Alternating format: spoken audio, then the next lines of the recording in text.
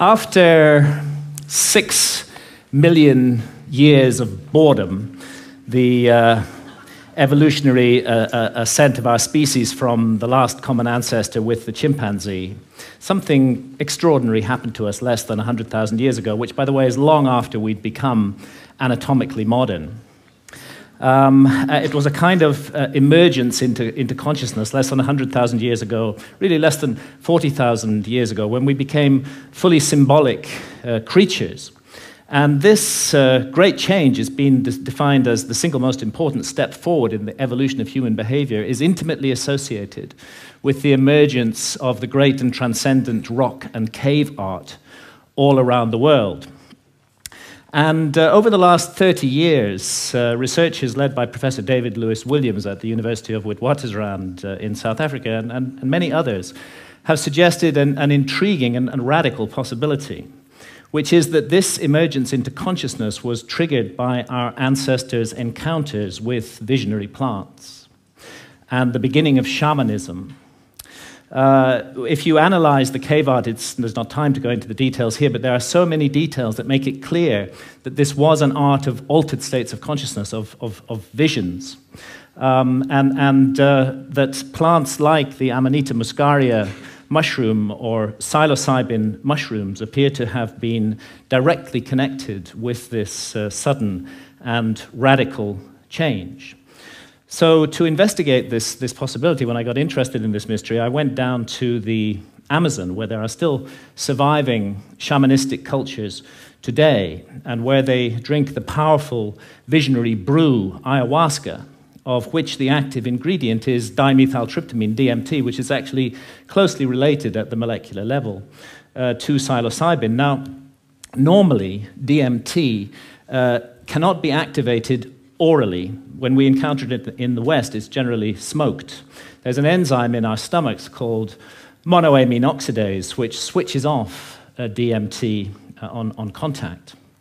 But in the Amazon, they've got round this problem, and they say it was the spirits that taught them how to do it. The DMT in the ayahuasca brew is contained in these leaves from a plant that they call chacruna in the Amazon.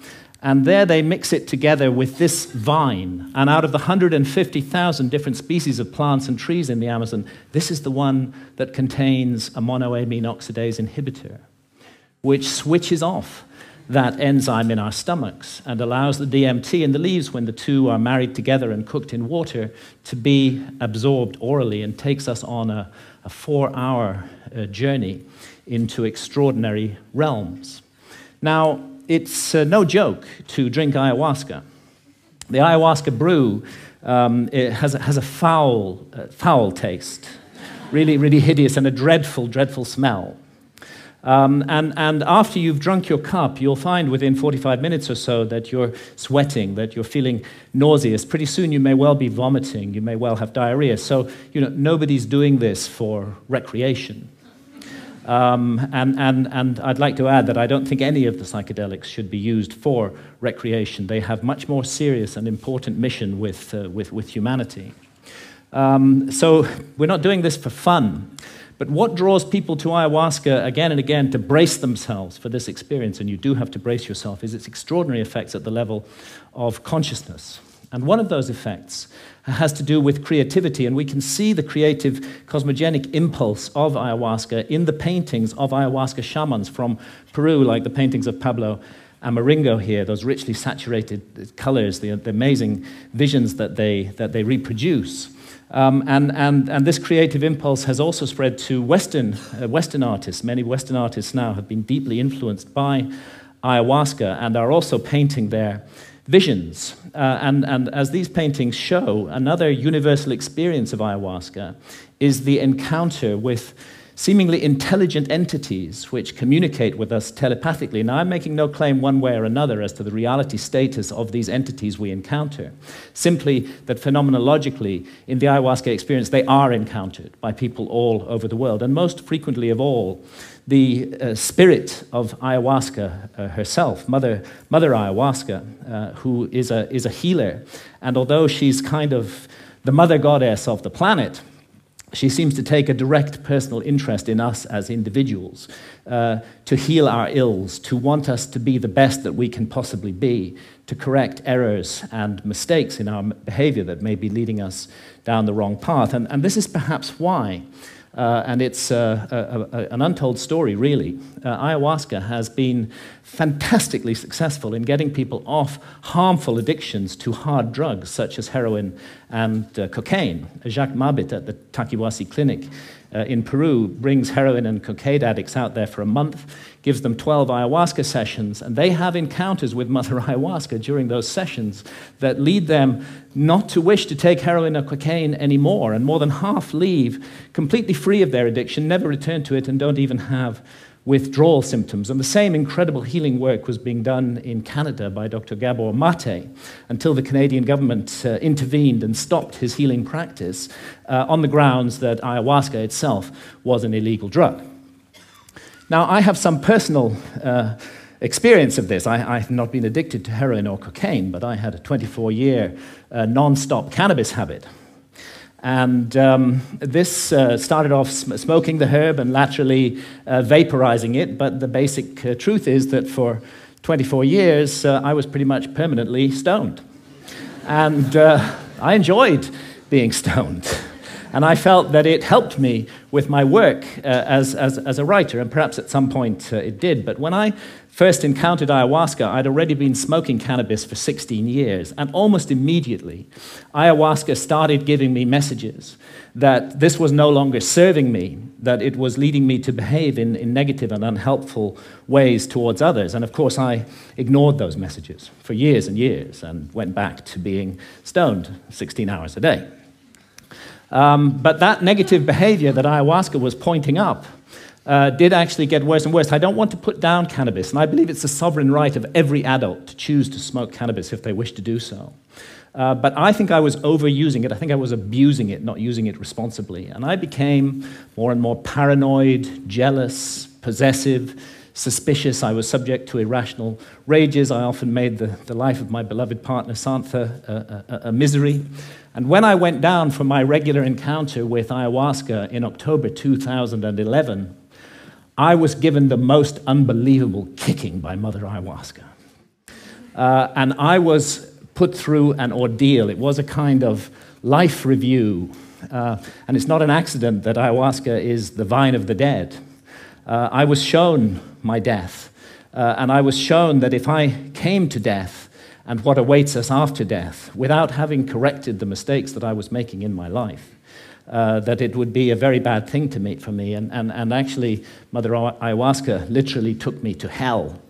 And that hell was a little like this hell painted by Hieronymus Bosch, a truly terrible place, and a little like the place that the ancient Egyptians called the judgment hall of Osiris, where our souls are weighed in the scales in the presence of the gods, against the feather of truth, of justice, of cosmic harmony.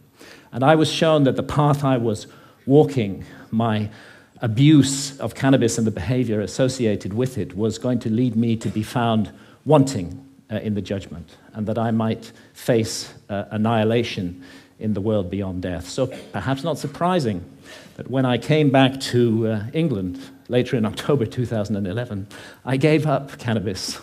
And I've never smoked it again since then.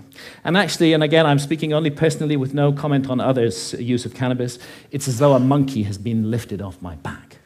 I'm liberated in incredible ways. Far from my creativity being inhibited, I find myself writing much more productively, much more creatively, much more focused, and much more efficiently. As well, and I've begun to be able to address those negative aspects of my behavior which cannabis had revealed, and hopefully to make myself slowly, it's a long progress, into a more nurturing, more loving, more positive person. And this whole transformation, it really has been a personal transformation for me, was made possible by this encounter with death that Mother Ayahuasca gave me. And, you know, that leads me to ask, what is death? Our materialist science reduces everything to matter. Materialist science in the West says that we are just meat, we're just our bodies. So when the brain is dead, that's the end of consciousness. There is no life after death. There is no soul. We just rot and are gone. But actually, many honest scientists should admit that consciousness is the greatest mystery of science, and that we don't know exactly how it works. The brain's involved in it in some way, but we're not sure how. Could be that the brain generates consciousness the way a generator makes electricity. If you hold to that paradigm, then of course you can't believe in life after death. When the generator's broken, consciousness is gone. But it's equally possible that the relationship, and nothing in neuroscience rules it out, that the relationship is more like the relationship of the TV signal to the TV set. And in that case, when the TV set is broken, of course, the TV signal continues. And this is the paradigm of all spiritual traditions, that we are immortal souls, temporarily incarnated in these physical forms to learn and to grow and to develop. And really, if we want to know about this mystery, the last people we should ask are materialist reductionist scientists. They have nothing to say on the matter at all. Let's go rather to the ancient Egyptians, who put their best minds to work for 3,000 years on the problem of death, and on the problem of how we should live our lives to prepare for what we will confront after death. And the ancient Egyptians expressed their ideas in transcendent art, which still touches us emotionally today, and they came to certain very specific conclusions, that the soul does survive death, and that we will be held accountable for every thought, every action, every deed that we have lived through in our lives. So we better take this precious opportunity to be born in a human body seriously and make the most of it. And in these inquiries into the mystery of death, the ancient Egyptians weren't just exercising their imaginations. They highly valued dream states, and it's now known that they used visionary plants like the hallucinogenic blue water lily. And it's interesting that the ancient Egyptian tree of life has recently been identified as the Acacia nilotica, which contains high quantities of DMT, dimethyltryptamine, the same active ingredient that we find in ayahuasca. Now, it's difficult to imagine a society more different from the society of ancient Egypt than our society today. We hate visionary states in this society. In our society, if we want to insult somebody, we call them a dreamer. In ancient societies, that was praise. And we have erected huge apparatuses of armed bureaucracies who will invade our privacy, who will break down our doors, who will arrest us, who will send us to prison, sometimes for years, for possessing even small quantities of psilocybin or substances like DMT, whether in its smokable form or in the ayahuasca brew. And yet, ironically, DMT is, we now know, a natural brain hormone. We all have it in our bodies, and it's just that its function remains unknown for lack of research. And it's not as though our society is opposed in principle to altered states of consciousness. I mean, billions are being made by the unholy alliance of psychiatrists and big pharma in overprescribing drugs to control so-called syndromes like depression or attention deficit disorder in teenagers. And we have a love affair in our society with alcohol. We glorify this most boring of drugs, despite the terrible consequences that it often has. And of course, we love our stimulants, our tea, our coffee, our energy drinks, our sugar, and huge industries are built around these substances, which are valued because of the way they alter consciousness. But what all these approved altered states of consciousness have in common is that none of them contradict or conflict with the basic state of consciousness valued by our society, which I would call the alert, problem-solving state of consciousness, which is good for the more mundane aspects of science. It's good for the prosecution of warfare. It's good for commerce. It's good for politics. But I think everybody realizes that the promise of a society over-monopolistically based upon this state of consciousness has proved hollow, and that this model is no longer working, that it's broken in every possible sense that a model can be broken, and that urgently we need to find something to replace it. The vast problems of global pollution that have resulted from the single-minded pursuit of profit, the horrors of nuclear proliferation, the specter of hunger, that millions every night go to bed starving, that we can't even solve this problem despite our alert problem-solving state of consciousness. And look what's happening in the Amazon, the lungs of our planet, this precious home of biodiversity. The old-growth rainforest being cut down and replaced with soybean farms so we can feed cattle, so that we can all eat hamburgers. Only a truly insane global state of consciousness could allow such an abomination to occur. And I did a back-of-an-envelope calculation during the Iraq War. It seems to me that 6 months' expenditure on the Iraq war would have solved the problem of the Amazon forever, would be sufficient to compensate the peoples of the Amazon so that no single tree ever needed to be cut down again to garden and look after that amazing resource. But we can't make that decision as a global community. We can spend countless billions on warfare, on hatred, on fear, on suspicion, on division, but we can't get together the collective effort to save the lungs of our planet. And this is perhaps why shamans from the Amazon are now mounting a kind of reverse missionary activity. When I've asked shamans about the sickness of the West, they say it's quite simple. You guys have severed your connection with spirit. Unless you reconnect with spirit and do so soon, you're going to bring the whole house of cards down around your heads and ours. And rightly or wrongly, they believe that ayahuasca is the remedy for that sickness. And many now are being called to the Amazon to drink ayahuasca, and ayahuasca shamans are traveling throughout the West, offering the brew, often under the radar, often at personal risk, to bring about consciousness change. And it's true that the message of ayahuasca, the universal message, is about the sacred, magical, enchanted, infinitely precious nature of life on Earth and the interdependence of material and spiritual realms. And it's impossible to work with ayahuasca for long without being deeply and profoundly affected by this message. And let's not forget that ayahuasca is not alone, that it's part of an ancient worldwide system of the targeted, careful, responsible alteration of consciousness. It's recently been shown by scholars that the kykeon used in the Eleusinian mysteries in ancient Greece was almost certainly a psychedelic brew, that the soma of the Vedas may well have been a brew based upon the Amanita muscaria mushroom.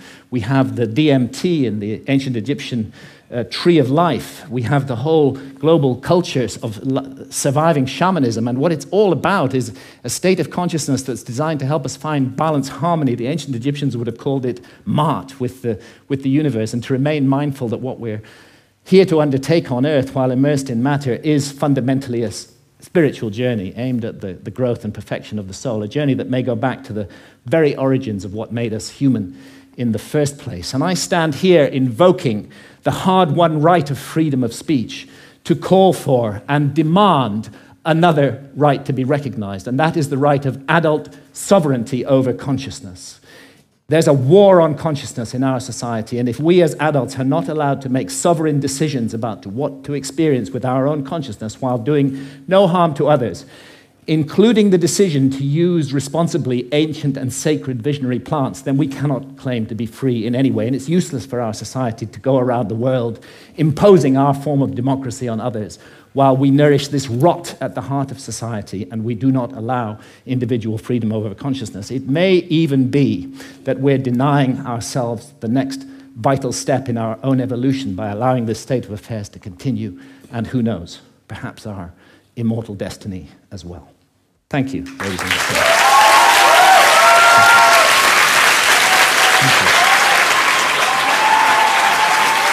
Thank you. Thank you.